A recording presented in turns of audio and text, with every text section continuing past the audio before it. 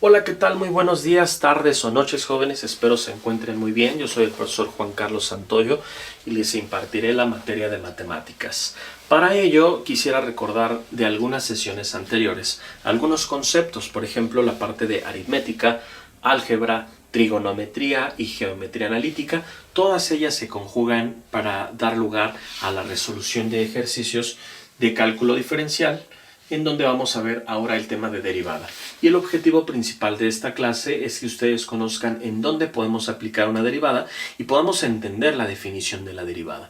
Si yo les pregunto y hacemos una pequeña lluvia de ideas para saber qué es una derivada, qué es lo que ustedes han escuchado, qué es lo que viene a su mente cuando escuchan la palabra derivada. Es una razón de cambio, muy bien. Es una pendiente, correcto. Bueno, pues una derivada me va a ayudar a permitir conocer un punto específico, dicho en palabras sencillas. Imaginemos una taza de café. Esta es una aplicación en la vida cotidiana de las derivadas. Tengo una taza de café que se encuentra caliente y lo voy a dejar a la intemperie. Lo voy a dejar durante 5 minutos. Va a ir disminuyendo su temperatura.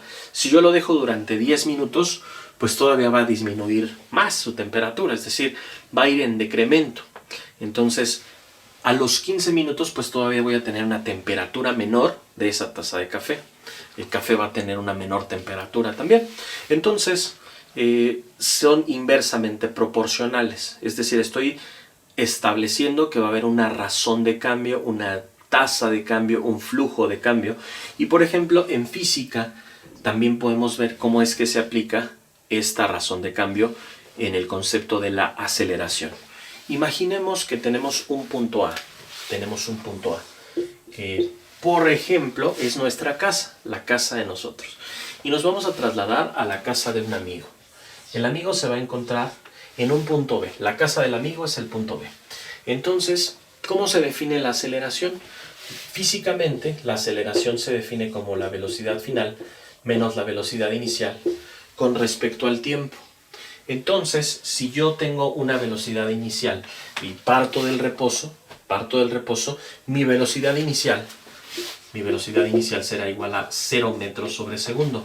Conforme vaya avanzando, voy a tomar una mayor velocidad hasta obtener una velocidad final que va a ser diferente de los 0 metros sobre segundos. Normalmente va a ser una velocidad, por supuesto que mayor. Es una velocidad mayor a 0 metros sobre segundo. Con respecto al tiempo que me tomó transcurrir del punto A al punto B en una distancia. Entonces, ahora estoy relacionando la aceleración y justamente se define como el cambio de la velocidad con respecto al tiempo. ¿Qué tanto varió, qué tanta variación hubo en esa velocidad en un tiempo determinado? Y también pues de aquí puedo obtener, por ejemplo, la velocidad promedio, que es la distancia sobre el tiempo.